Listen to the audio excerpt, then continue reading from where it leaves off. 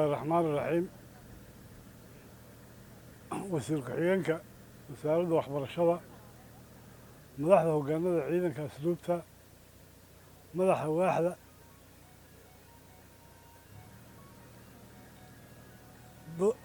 odayga deegaanka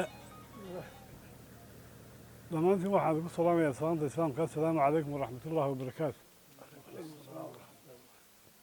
salaanka bacdi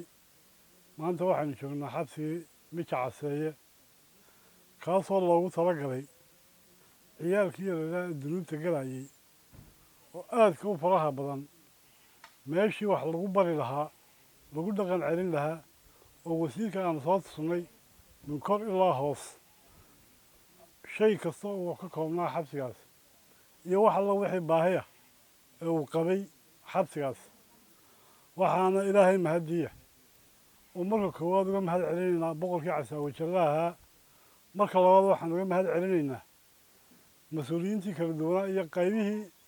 dowladda ee iskaashiga buuxa ka sameeyey hadday noqon lahayd ugu horreeya madaxweynaha jamhuuriyadda somalilan oo suurto gashay xabsigaas inuu dhammaystirmo waxaan kaloo halkan ugu mahad celinayaa taliyaha ciidanka qaranka taliyaha ciidanka asluubta axmed cawaale libaax oo isaguna hal iyo habeen culayska ku saaray geliyeyna juhdi aada u ballaaran inuu xabsigaasi dhammaystirmo waxaan kaloo halkan ugu mahad celinaynaa wasiirka howlaha guud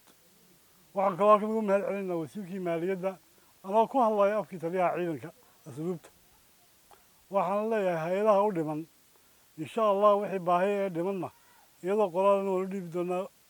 wixii kale loo baahdana waxaanu keeni doonaa xilligeeda haddii ilaahay idhaahdo mustaqbalka dhowna insha allah waxaan rajaynaynaa inuu si dhaqsaa u furmo wasalaamu calaykum wasiir kusoo dhowo